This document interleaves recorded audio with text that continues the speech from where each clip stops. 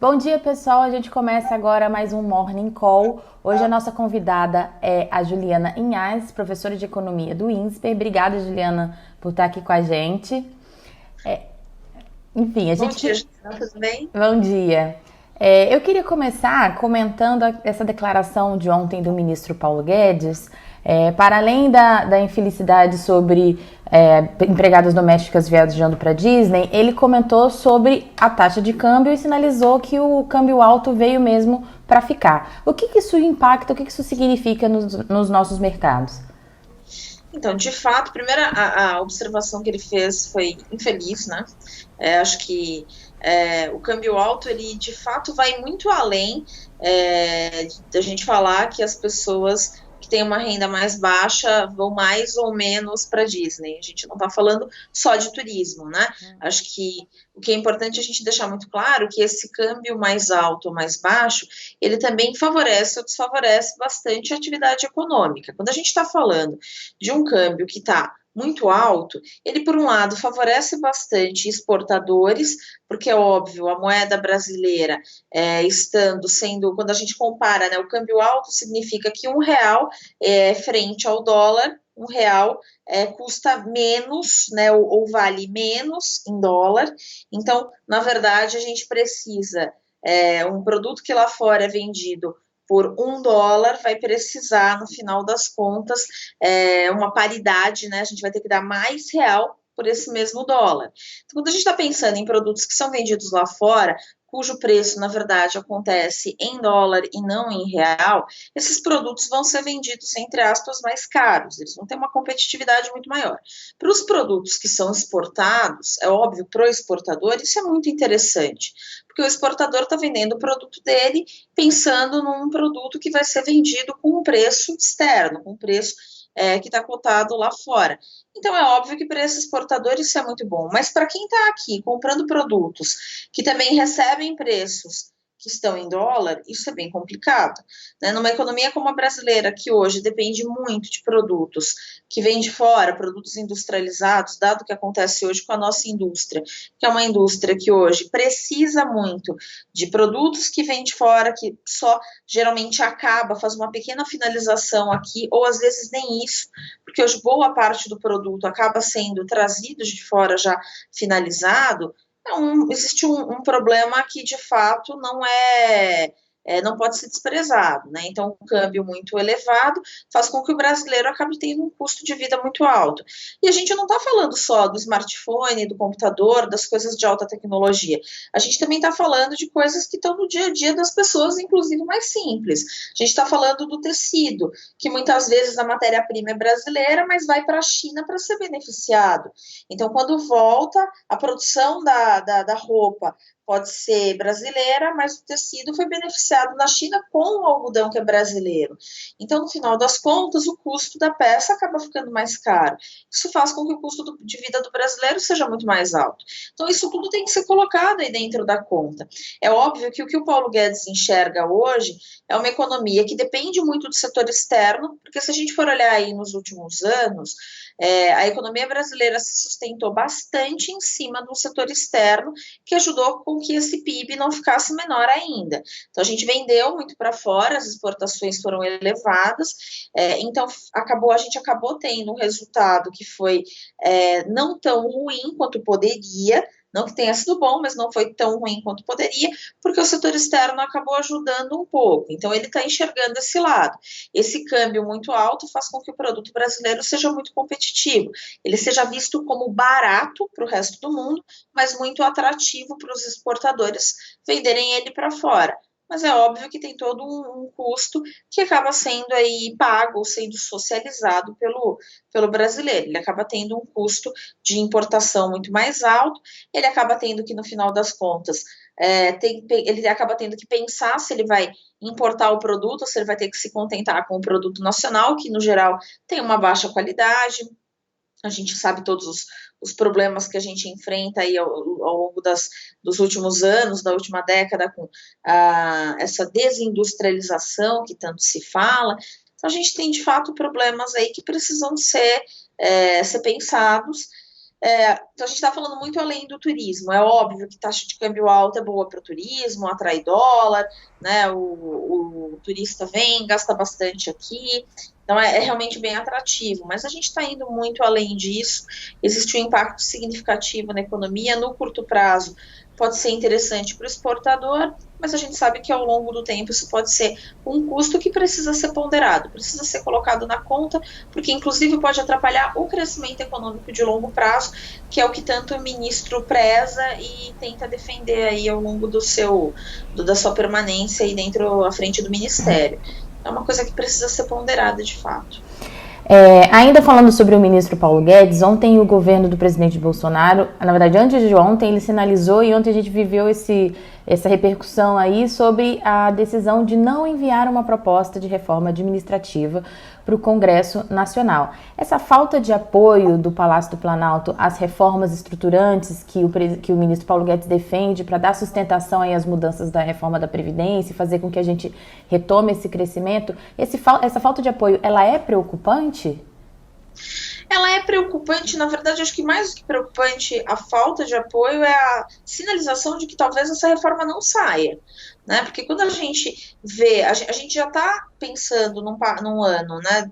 Dentro desse nosso calendário, um ano que é muito curto, porque a gente sabe que existem eleições municipais que vão tornar o ano muito mais curto, uma necessidade de colocar as reformas para caminharem, porque a gente precisa potencializar a reforma da Previdência que já aconteceu. Então, a gente precisa fazer a tal da lição de casa, que a gente ainda não consegue entregar de maneira completa, e a gente começa a ver aí um desgaste natural desse governo que não consegue terminar e entregar esse pacote completo de reformas. Então, de fato, é preocupante, acho que muito preocupante essa sinalização de que a reforma administrativa não vem, né, ou que se sair, vai sair de uma forma muito incompleta dentro do que hoje já tramita dentro das casas, então vai passar dentro do que já está realmente em discussão, que são coisas pontuais, não é nada tão abrangente da forma como a gente precisa que seja,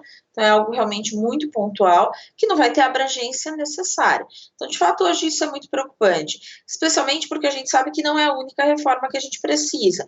A gente tem aí uma reforma tributária que tem sido muito debatida, que na verdade desde o ano passado tem sido colocada sobre a mesa e que também tem uma dificuldade muito grande de ser tanto aprovada, tanto discutida, né? A gente já fala bastante dela, mas é uma reforma que ainda não tem um consenso sobre qual é o texto da reforma, sobre qual é a proposta, quem de fato encabeça essa proposta. Agora vem essa novidade sobre a reforma administrativa, de que eventualmente ela não sai, o ano é muito curto, a gente já está na metade do mês de fevereiro, então a gente já gastou aí 45 dias de um ano, que é um ano que vai funcionar, tudo aqui vai funcionar até mais ou menos julho, depois disso o ano para, né, as ações do governo vão ser congeladas por conta de eleição, então realmente é preocupante, é um ano que pode ser um ano perdido, no sentido de aprovar reformas, de tentar retomar essa agenda do crescimento.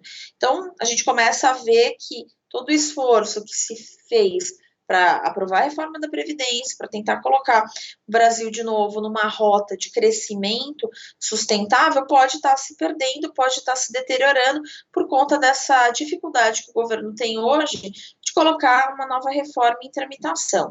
É óbvio que a gente sabe que essa reforma administrativa, ela tem entraves, o governo tem dificuldades de passar essa reforma, de aprovar essa reforma, de discutir essa reforma, porque, novamente, ela precisa ser debatida da forma adequada, né? A gente vê não só com relação às declarações sobre, por exemplo, a taxa de câmbio, mas as declarações que já foram feitas sobre funcionalismo público, isso tudo dificulta muito colocar um assunto que é tão importante em cima da mesa e conversar de uma forma clara, de uma forma explícita, explicando quais são os problemas, quais são as necessidades de resolução.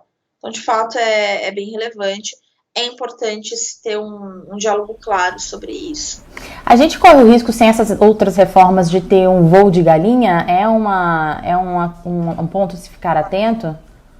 Sem dúvida, sem dúvida. Acho que a gente corre um grande risco hoje de ter um crescimento, um ciclo de crescimento muito curto e muito limitado, que provavelmente já aconteceu nesses 2 últimos anos, e a gente pode agora ter 2020 uma pequena reversão, ou um ciclo de novo, um ano com um crescimento muito curto, muito pequeno, que vai começar a apontar de novo para um fim de um curto ciclo e de uma nova, de um espaço aí onde o Brasil vai crescer muito pouco, vai começar a tender a zero, precisando de novo de grandes estímulos para voltar a crescer. Então, sem dúvida, a gente pode estar realimentando o tal do voo de galinha se a gente não conseguir impulsionar essa economia um tanto mais para frente, e é óbvio, esse impulso só vai acontecer com uma reforma, com uma continuidade desse pacote de reformas estruturais. Hoje isso não está acontecendo, a gente está gastando tempo e a gente hoje não consegue colocar esse pacote para frente. Ainda sobre essa agenda econômica que está no Congresso, ontem o senador relator da PEC dos fundos apresentou o relatório dele, mantendo alguns dos fundos e permitindo ainda que eles tenham gastos acima do limite do teto dos gastos. Os cálculos preliminares apontam aí um gasto até de 32 bilhões acima do teto dos gastos, né? Isso pode ter um impacto inflacionário? Se essa medida for aprovada dessa maneira, também tem um impacto negativo? A gente pode ter, de fato, um impacto inflacionário, só que a gente não pode esquecer que hoje a gente não tem um grande crescimento econômico que faça com que a demanda dentro da economia seja tão grande a ponto de pressionar tanto assim os preços. É óbvio que a gente está num momento econômico muito atípico, né? A gente tem, por um lado, um crescimento muito baixo, muito pequeno, né, sutil, uma demanda que está reprimida, porque sem dúvida o brasileiro ficou um tempo desempregado, a gente está vendo uma redução do desemprego, mas é uma redução via informalidade, o que acontece então com uma renda mais baixa, numa condição bem diferenciada. Então a gente vem de um momento diferente, onde o cenário externo tem contribuído de uma forma bem estranha, com muita incerteza. Então esse aumento dos gastos, ele pode contribuir negativamente no sentido de, por um lado, ele aumentar o produto, porque sem dúvida ele aquece a economia, mas esse aquecimento pode criar uma inflação? Pode, desde que ele de fato consiga criar um aumento tão grande de demanda e um efeito de multiplicação, né, de demanda e renda tão grande que pressione a economia de uma forma que a produção não acompanhe. Isso pode acontecer? Até pode, mas hoje a gente tem uma capacidade ociosa relativamente alta, o que faz com que a gente acredite que esse gasto excedente não seja talvez capaz de criar uma pressão inflacionária tão grande a ponto da gente sair de dentro da meta. Talvez a gente não fique próximo do centro, talvez a gente fique muito mais próximo da parte superior da meta, mas isso não significa que a gente crie um grande descontrole inflacionário. Isso provavelmente aquece a economia. Acho que o que deve ficar para a gente de lição, ou talvez de reflexão dessa possibilidade, é o que isso traz para a gente ao longo do tempo. Né? O que sair da regra do teto do gasto vai trazer para a gente de benefício, não pontualmente em 2020, porque a gente sabe que gastos pontuais podem fazer com que a economia cresça naquele ano, mas será que isso traz ganhos ao longo do tempo? Será que isso vai fazer com que a gente cresça pontualmente em 2020, mas e 2021, 2022, 2023, isso faz com que a gente cresça lá para frente? Né? E será que o governo não vai estar gastando um capital político que ele já tem muito baixo para fazer uma medida ou para alterar, né, uma trajetória de gastos em 2020, e aí ele não vai perder capital político para aprovar reformas que sejam mais estruturais e que vão dar benefícios lá para frente? Então, acho que o governo tem que, na verdade, colocar nessa balança o que é gasto, o que é benefício de uma medida como essa. Então, sem dúvida, cria inflação, deve criar uma pressão, talvez pequena, mas talvez o benefício lá para frente seja muito pequeno perto do custo que isso deve causar. Tem que ponderar. E aí, entrando agora no cenário internacional, ontem houve uma revisão aí dos dados relacionados ao coronavírus, um aumento do número de mortos e infectados. Isso deve continuar pressionando os mercados, como já vem pressionando nas últimas semanas, né? Sim, deve continuar pressionando, e talvez Agora, nesse primeiro momento, deve se causar um estresse um pouquinho maior do que o que a gente estava vendo nos últimos dias. Porque quando a gente estava vendo a evolução do número de infectados, do número de mortos, a gente estava vendo que a curva de infectados começava a dar sinais de uma leve inflexão, né? Que é quando inflexão para a gente é quando começa a dar sinais de que tá cansando, desacelerando, né? Isso mesmo, tá desacelerando e em algum momento vai estabilizar.